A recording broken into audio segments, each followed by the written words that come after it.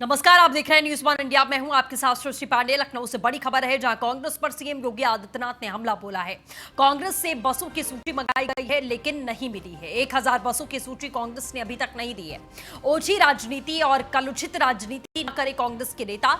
औरैया की घटना में एक ट्रक पंजाब से आया और दूसरा राजस्थान से। दोनों ट्रकों से बिहार झारखंड के मजदूरों से पैसा वसूला गया। तब क्या कर रहा था कांग्रेस का नेतृत्व, ये सवाल है। शोषण भी करेंगे, ईमानदारी भी दिखाएंगे। 100 चूहे खाकर बिल्ली हज को चली है, ये वही वाली कहानी हो गई।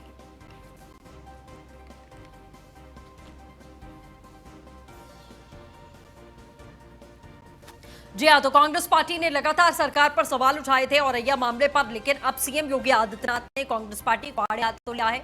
100 चूहे खाकर बिल्ली हज को चली वाला हाल हो चुका है। कांग्रेस पर सीएम योगी आदित्यनाथ का प्रहार सामने आ चुका है। लखनऊ से बड़ी खबर आपको बता दें, कांग्रेस से बसों की सूची मांगी गई थी, लेकिन अभी तक नहीं गई।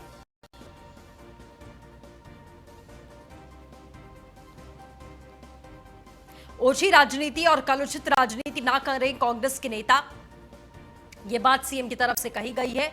औरैया की घटना में एक ट्रक पंजाब और दूसरा राजस्थान से आया था।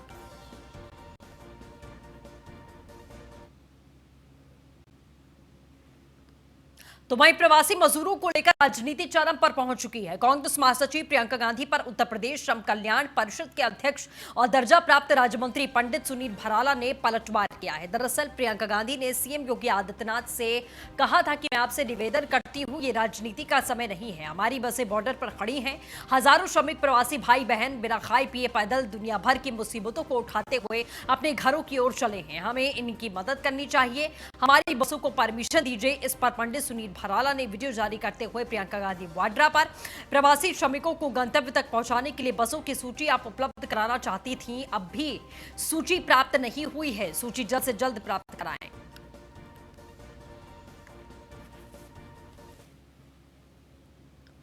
प्रवासी श्रमिकों को लेकर के श्रीमती प्रियंका गांधी जी वाड्रा के द्वारा जो अपना एक निवेदन भेजा है, उन्होंने कहा कि हम उत्तर प्रदेश के प्रवासी श्रमिकों को लेकर के बसें लगाना चाहते हैं। हम उनका स्वागत करते हैं और कहते हैं कि जिस भी संस्था से वो बस उपलब्ध कराना चाहते हैं, उनकी सूची हमें उपलब्ध करा दें। परंतु मैं बताना चाहूँगा, उत्तर प्रदेश सरकार के माननीय मुख्यमंत्री श्री आदित्यनाथ योगी जी तथा पूरी टीम प्रवासी श्रमिकों को लेकर के लगातार लानुबरत तरीके से निरंतर लगे हुए हैं और प्रवासी श्रमिक लगभग 13 लाख अपने घरों तक पहुंचाने का काम हमने किया है। और हम स्वयं भी श्रम कल्याण परिषद की तरफ से मार्ग पर जो भी पैदल श्रमिक चल रहे हैं उनको देख रहे हैं और उनकी सुविधा के अनुसार उनके होम सेंटर में भेज करके बसों और रेलगाड़ियों के माध्यम से हमारी सरकार सबको अपने घर तक पहुंचाने का काम कर रही है। सूत्रों के हवाले से बड़ी खबर आपको बता दें, योगी सरकार पीडब्ल्यूडी विभाग में नियुक्त करेगी सलाहकार। पीडब्ल्यूडी विभाग के कामकाज को गति देने के लिए तैनात होंगे सलाहकार। जून महीने के पहले हफ्ते में बैठक करके नाम की चर्चा की जाएगी। निर्माण निगम, सेतु निगम और पीडब्ल्यूडी के कार्यों की निगरानी करेंगे सलाहकार। सेतु निगम के एमडी रहे पीके कटियार, निर्माण निगम के एमडी गहलोत, राजन मित्तल समेत कई नामों पर चर्चा लगातार जारी है। ब्यूरो चीफ विक्रम सिंह हमारे साथ में जुड़ चुके हैं। विक्रम, क्या कुछ जानकारी है सलाहकार के नामों को लेकर? जी देखिए, बिल्कुल जिस तरीके से लगातार जो बड़े विभाग हैं उनमें कामों की जो गति है उसको बढ़ाए जाने को लेकर सरकार बहुत सजग है और लगातार उन्हीं को लेकर कई डिसीजन सरकार द्वारा लिए जा रहे हैं। पीडब्ल्यूडी विभाग में भी बड़े स्तर पर जो निर्माण कार्य चल रहे हैं उनको बड़े स्तर पर आगे बढ़ाया जाए, उन सभी चीजों के लिए अब सरकार नया कदम उठाने जा रही है, जिसमें कि अब पीडब्ल्यूडी विभाग में सलाहकार नियुक्त किए जाएंगे, जिसमें कि उनकी सलाहों के द्वारा जो काम है उनको और बड़े स्तर पर आगे बढ़ाया जा सके। अभी तक की नामों की बात की जाए तो सेतु निगम के एमडी रहे पीके कटियार, निर्माण निगम के एमडी गहलोत और राजन मित्तल जैसे नाम सामने आ रहे हैं। इन्हीं सभी के नामों पर अभी चर्चा चल रही है और माना यह जा रहा है कि जून माह के पहले सप्ताह में पीडब्ल्यूडी विभाग के सलाहकारों के लिए बैठक होगी और उसमें इन सभी नामों पर चर्चा की जाएगी और उसके बाद पीडब्ल्यूडी विभाग के काम को तेज करने के लिए, उनमें और गति लाने के लिए सलाहकारों की नियुक्ति की जाएगी। बिल्कुल जाहिर तौर पर विक्रम, ऐसे समय पर नगर निगम की भी जिम्मेदारी यहाँ पर दुगनी हो चुकी है और उसके लिए सलाहकार का होना भी जरूरी है। कब तक उम्मीद की जा सकती है कि ये तमाम चीजें क्लियरफाई हो जाएंगी? देखिए, जून माह में ही माना जा रहा है पूरी तरीके से सारी प्रक्रिया पूरी कर ली जाएगी। जिस तरीके से पीडब्ल्यूडी विभाग में कई बड़े काम चल रहे हैं, कई बड़े प्रोजेक्ट्स चल रहे हैं, उनको किस तरीके से जल्द धर्रे पे लाया जाए, कैसे पीडब्ल्यूडी विभाग, क्योंकि राजस्व का भी बड़ा काम पीडब्ल्यूडी विभाग के द्वारा होते हैं, निर्माण बड़े प्रोजेक्ट भी पीडब्ल्यूडी विभाग द्वारा चलाए जा रहे हैं, कई हजार करोड़ के काम अभी भी पीडब्ल्यूडी विभाग कर रहा है। तो उन सभी चीजों को लॉकडाउन के बीच में बृहद स्तर में कैसे चलाया जा सके, इन सभी चीजों के लिए सलाहकार की नियुक्ति होगी और माना जा रहा है कि जून माह में पूरी प्रक्रिया पूरी कर दी जाएगी और उसके बाद जो सलाहकार हैं पीडब्ल्यूडी विभाग के, वो नियुक्त हो जाएंगे। चलिए, अपडेट के लिए बहुत बहुत शुक्रिया विक्रम।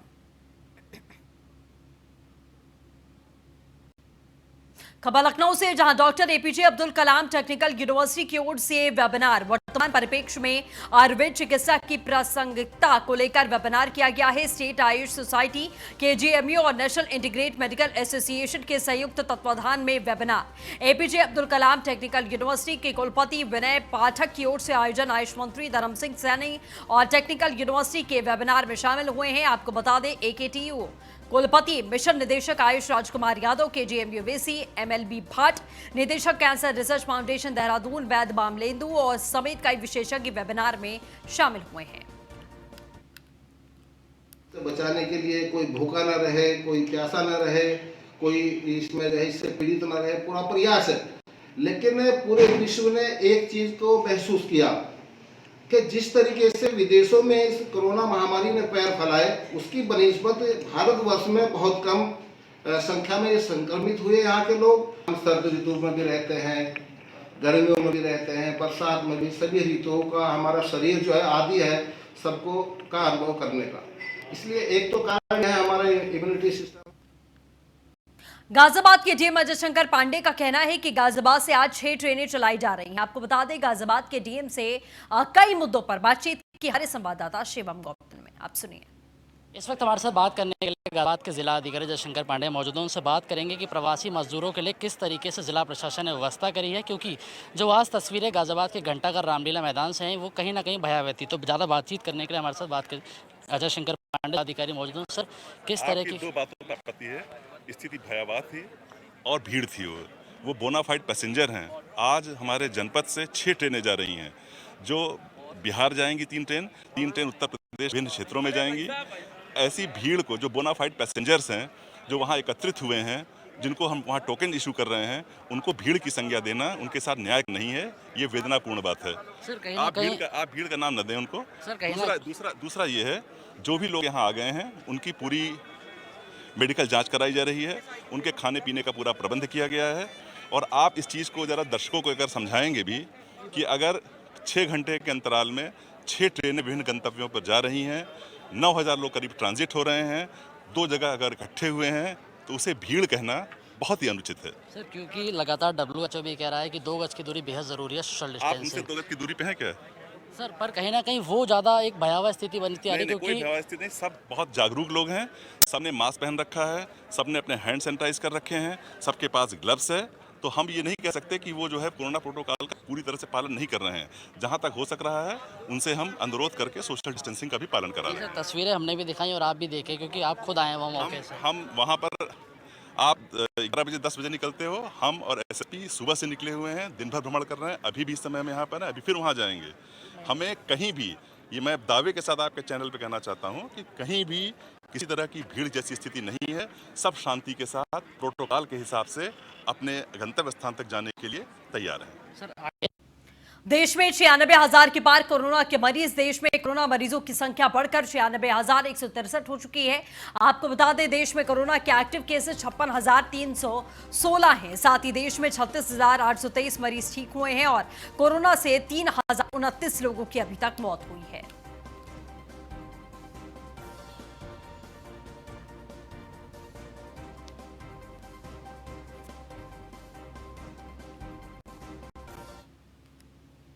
तो वहीं बनारस में कोरोना से चौथी मौत का मामला सामने आ चुका है। आपको बता दें, शिवाला के रहने वाले डॉक्टर की मौत। 80 साल के डॉक्टर को कोरोना हुआ था। बीएचयू में चल रहा था डॉक्टर का इलाज। बनारस के सीएमओ ने इस बात की पुष्टि की है। बनारस में अब तक 96 लोगों में संक्रमण है।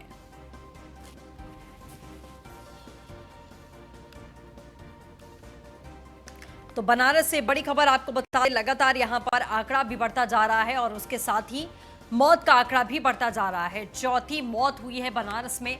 अब इसके बाद में स्थानीय प्रशासन में हड़कंप का माहौल है।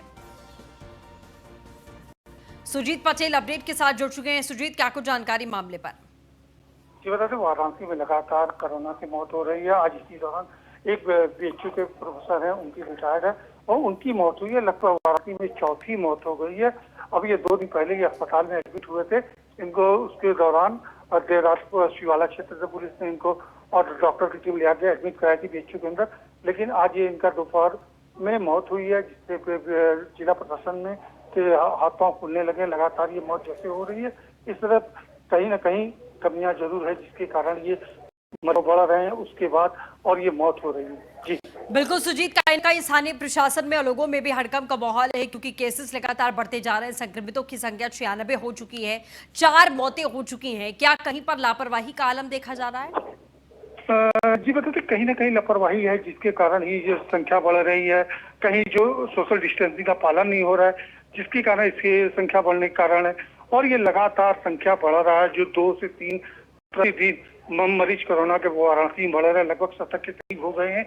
और मरीज अभी संख्या लोगों की बात की जाए तो सूत्रों के हिसाब से संख्या अभी और अधिक इजाफा होगा, क्योंकि पर डे यहाँ ट्रेन से कुछ लोग आ रहे हैं, जो बाहर से प्रवासी हैं वो आ रहे हैं, बस से आ रहे हैं, पैदल आ रहे हैं प्रवासी, जिससे संख्या बढ़ने की आशंका है।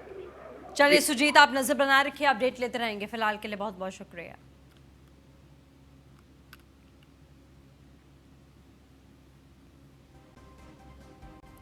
तो 80 साल के एक डॉक्टर को कोरोना हुआ था। बीएचयू में डॉक्टर का इलाज लगातार जारी था, लेकिन आखिरकार वो ये जंग हार गए और उनकी मौत हो गई है। बनारस के सीएमओ ने इस बात की पुष्टि की है।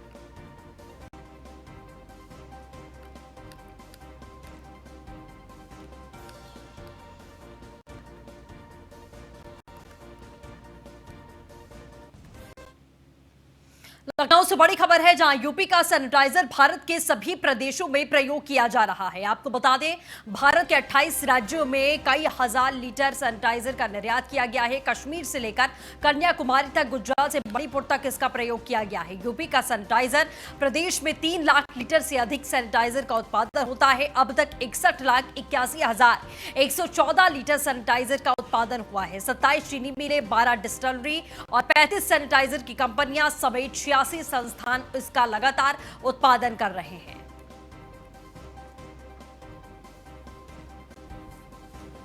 जी हाँ, तो अपने आप में बड़ी खबर, बड़ा आंकड़ा। आपको बता दें, यूपी का सैनिटाइजर भारत के अलग अलग राज्यों में इस्तेमाल किया जा रहा है। यूपी का सैनिटाइजर भारत के सभी प्रदेशों में लगभग उपयोग में आ रहा है।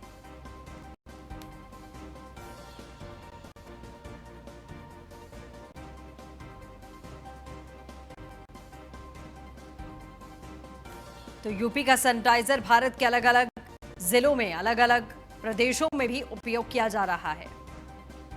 लाखों की संख्या में अभी तक हर एक कोने में हिंदुस्तान के उत्तर प्रदेश का बना हुआ सैनिटाइजर पहुंच चुका है।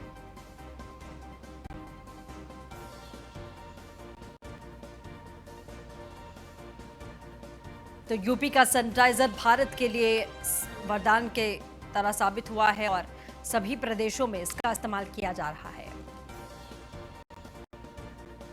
एसके बाजपाई अपडेट के साथ जुड़ चुके हैं। एसके, क्या कुछ जानकारी? जिस तरीके से मेक इन इंडिया की बात लगातार हो रही थी और सैनिटाइजर बनाया जा रहा है हिंदुस्तान में, लगभग हर एक कोने में हिंदुस्तान के उत्तर प्रदेश के सैनिटाइजर का इस्तेमाल किया जा रहा है।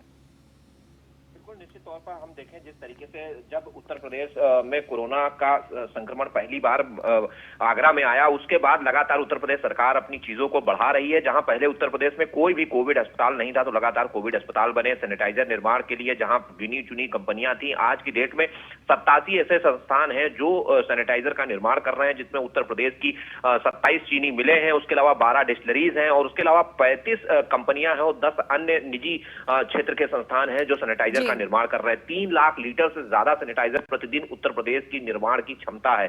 भारत भर के सभी 28 राज्य हैं उसमें अब तक 27,20,607 लीटर सैनिटाइजर को निर्यात किया जा चुका है। तो हम कहें चाहे वो कन्याकुमारी हो, कन्याकुमारी से गुजरात हो या फिर मणिपुर हो, प्रदेश भारत के सभी हिस्सों में उत्तर प्रदेश का बना हुआ सैनिटाइजर लगातार जा रहा है और निर्यात हो रहा है। क्योंकि इस समय कोरोना महामारी के चलते भारत समेत वैश्विक स्तर पर बड़े पैमाने पर सैनिटाइजर की मांग है। ऐसी स्थिति में उत्तर प्रदेश में जहां सबसे ज्यादा उत्पादन हो रहा है सैनिटाइजर का, वहीं भारत के 28 राज्यों में इसका निर्यात भी किया जा रहा है, जिसका लाभ बड़े पैमाने पर दूसरे राज्यों को भी मिल रहा है। तो कहीं ना कहीं चलिए, बिल्कुल इसके अपडेट के लिए आपका बहुत बहुत शुक्रिया। सुल्तानपुर में कोरोना की कहर से जनता परेशान है, भयभीत है। इसको सिर्फ इतना पता है कि उसके अपने मूल निवास स्थान पर जाना है, उसके लिए वो कुछ भी करने के लिए तैयार है, किसी भी कीमत पर अपने घर पहुंचना चाहते हैं। आपको बताते चले कि इसी कड़ी में जब न्यूज़ वन इंडिया की टीम ये जानने के लिए निकली कि आखिर सुल्तानपुर की जमीनी हकीकत है क्या, तो पता चला कि सुल्तानपुर में अव्यवस्था का अंबार लगा है। कोई किसी की सुध लेने के लिए तैयार नहीं है।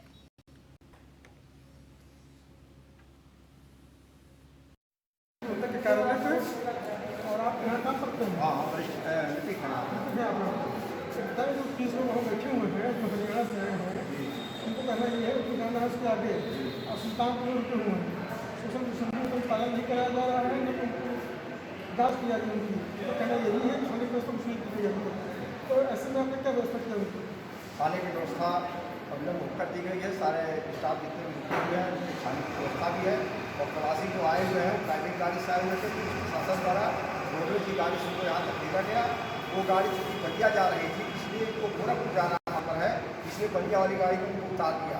तो हमने संज्ञान लिया, उन यात्रियों को बैठाया, उनको बैठे रहिए, गोरखपुर या बलिया गोरखपुर की व्यवस्था बस करके आपको भेजते, पहले भोजन करने उसके बाद। इन यात्रियों के पास न तो मास्क है, न तो मास्क व्यवस्था तो मास्क व्यवस्था। आपने यहाँ पर सोशल डिस्टेंसिंग का पालन क्यों नहीं कराया उनसे? बात सोशल डिस्टेंसिंग में उनको बताया गया कि पहले आप लोग के पानी पी लीजिए, उसके बाद आप लोग यहाँ बरामदे में रहिए, तब तक व्यवस्था करके बैठे हुए हैं लोग, दूसरे बैठे हुए हैं और कोई दूरी नहीं उनके बीच में। ये तो कहा गया उनसे जिस तरह फैल रहा है में, उसका जिम्मेदार कौन होगा? जिम्मेदारी सामूहिक जिम्मेदारी है और सबको निभानी भी चाहिए। और मैं उनसे चल आग्रह भी कर रहा हूँ कि आप बरामदे में बैठिए, पंखा लगा हुआ है, यहाँ न रही उचित व्यवस्था होने पर आप तक भेजा जा सकता है। सोशल डिस्टेंसिंग का पालन करवाएंगे आप? बिल्कुल, थोड़ा तभी करवा रहा हूँ। देखा आपने मेरे आने के बाद यहाँ पर ये होगा कि उनका कहना ये है कि सोशल डिस्टेंसिंग का पालन मैंने करवाने जा रहे हैं और खाने की व्यवस्था भी कराई जा रही है। अब व्यवस्थाओं का अंबार यहाँ पर लगा हुआ है, कोई यहाँ पर जिम्मेदार नहीं है। इससे मेरी बात हुई, लिपिक थे, उनका कहना था कि ये लोग प्राइवेट बस से आए हुए थे और सुल्तानपुर में स्टे किए हैं। आप देख सकते हैं किस तरह से लोग यहाँ बस पर बैठे हुए हैं, इंतजार है गाड़ी का, ये अपने गंतव्य को जाना चाहते हैं। आइए बात करते हैं इनसे, कहाँ से आए हैं और कहाँ को जाना चाहते हैं। सर हम लोग हरियाणा से आ रहे हैं। लखनऊ में हम लोग जो है वहाँ पे पुलिस वाले उतार लिए, फिर हम लोग को वहाँ पे खाना वाना खिलाए, बहुत रिस्पेक्ट किए, पानी भी पिलाए। और दूसरी बात है कि वो लोग बोले कि बिहार बॉर्डर तक जाएगी। वो लोग ये बात नहीं पूछे कि मतलब बिहार में किस बॉर्डर तक जाना है। आपको जाना कहाँ है? हमको गोरखपुर जाना है। तो आप यहाँ पर कैसे पहुँचे? यहाँ पे वो बलिया जो डिपो था ना, यहाँ पे आके उतार दिया। वो बोला कि यहाँ से गोरखपुर के लिए बस मिल जाएगी। अब यहाँ पे आए तो कोई नहीं ले रहा। आपको अभी कुछ नहीं मिला। पानी नहीं पिया आपने? पानी तो पिया है।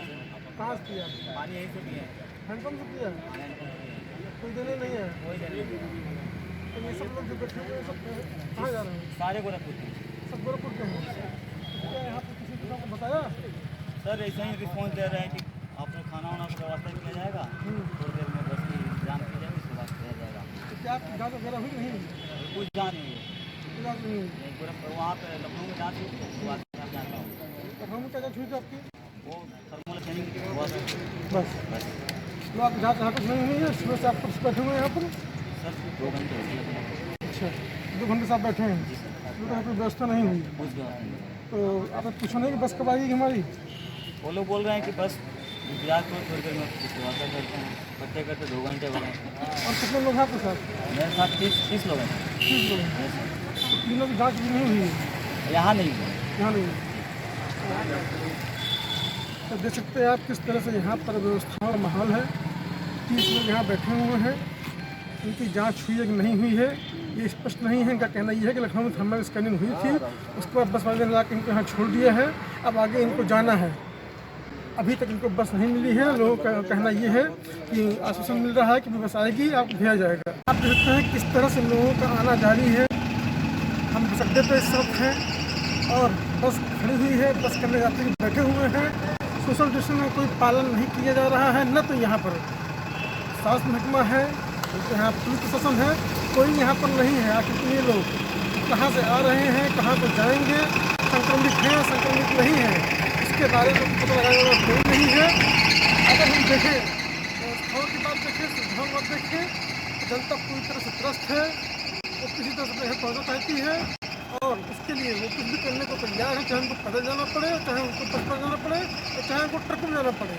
आपने देखें इस तरह से शहर में लोगों का जमावड़ा था और वहाँ पर जिस तरह से लोगों के पास पानी खाने का सामान उपलब्ध नहीं था और भीड़ भरी हुई थी, लोग वहाँ से भाग रहे थे, वही आलम यहाँ पर भी है। आप देख सकते हैं पूरी तरह से बस खाली है, पैसेंजर आके बैठे हुए हैं, बस पे आगे बस रुकी हुई है, लेकिन स्वास्थ्य महकमा इनकी जानकारी लेने के लिए नहीं आ रहा है, न इनसे पूछने आ रहा है। हम अड्डे पे हम खड़े हुए हैं, कुछ यात्री आए हैं बाहर से, पूछते हैं कहाँ से आ रहे हैं, कहाँ इनको जाना है।